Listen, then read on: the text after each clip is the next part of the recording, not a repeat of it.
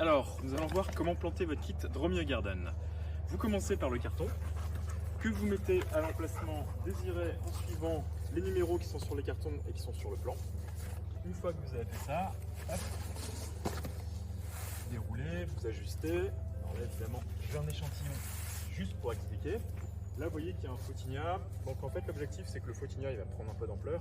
Donc, ne soit pas trop près de l'aise si vous avez une haie derrière. Donc, il faut en général laisser à peu près 30-40 cm, sachant que la loi dit qu'une plante qui fait moins de 2 mètres doit être à plus de 50 cm de la limite de propriété. Voilà. Une fois que vous avez mis ça, vous mettez les agrafes.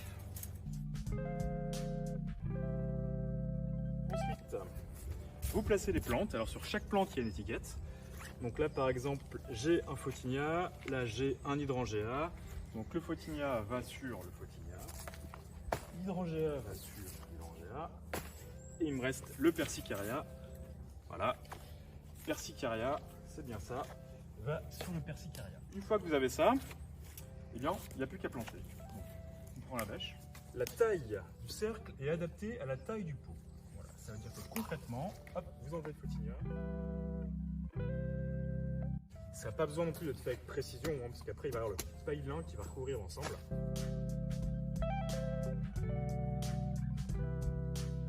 Donc la terre, vous la mettez sur le carton, et après, une fois que vous avez ça, vous la redécoupez en petits morceaux comme ça. En fait, l'objectif, c'est d'avoir plein de d'avoir une terre assez fine, parce que plus elle est fine, plus les racines vont avoir de la facilité à s'incruster dans le sol. Et puis, plus vous aurez la facilité également à mettre la terre autour du pot, parce que plus il y a de la terre autour du pot, plus il y a de contact entre les racines et la terre, plus la plante elle aura des chances de reprendre.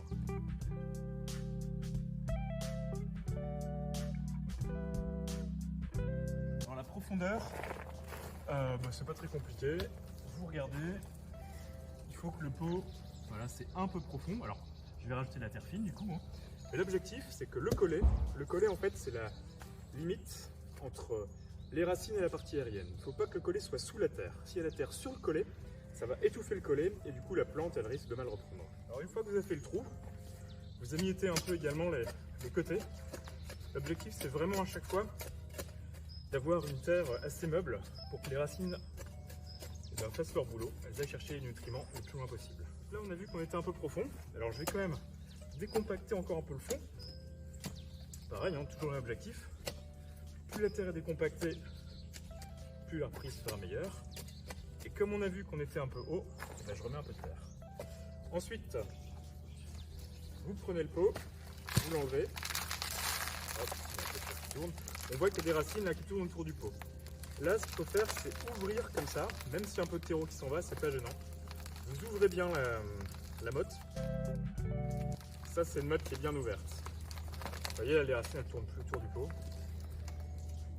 Vous la mettez à l'emplacement désiré. Voilà, vous voyez là, grosso modo, je suis au même niveau. C'est-à-dire que le collet, il est au même niveau que le sol. Donc c'est parfait. Donc vous mettez en priorité la petite terre meuble qui est tombée du pot. Et après, alors soit vous faites avec les mains, soit vous faites avec la bêche. Comme. Et là maintenant, vous tassez bien avec le talon. On tasse avec le talon pour avoir du poids.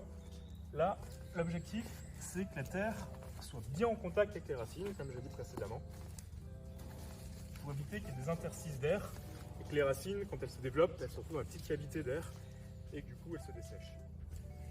Alors comme j'ai mis le volume de la motte, forcément j'ai l'équivalent volume de terre. Donc soit on laisse comme ça, à la fin on enlève tout, soit on remet dans le pot au fur et à mesure. Et après, on trouvera bien un endroit pour remettre de la terre. Je vais faire le persicaria par contre. Lui, il est plus petit, c'est une vivace. Donc là, je peux choisir l'autre ustensile, le plantoir.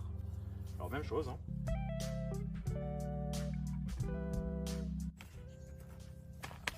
Voilà. Donc, hop, j'enlève le pot. L'étiquette, je peux la remettre à côté. Même chose, je prends le pot comme ça et je le casse en deux. Et je le recasse en deux.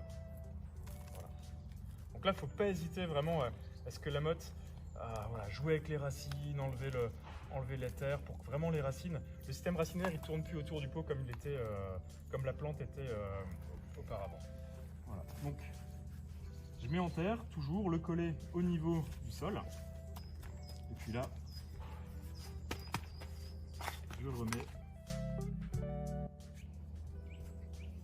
même une petite vivace comme ça, il ne faut pas hésiter à tasser. Avec le talon, alors évidemment, pas marcher dessus. Hein. On peut remettre l'étiquette. Et maintenant, une fois qu'on a ça, alors soit on passe un petit coup de râteau rapide, ou alors avec le pied, ou alors avec la bêche, pour enlever la terre, la remettre dans les trous. Et puis après, vous prenez le taille-lin, hop, vous le mettez dessus, vous l'étalez au râteau, et votre jardin est terminé.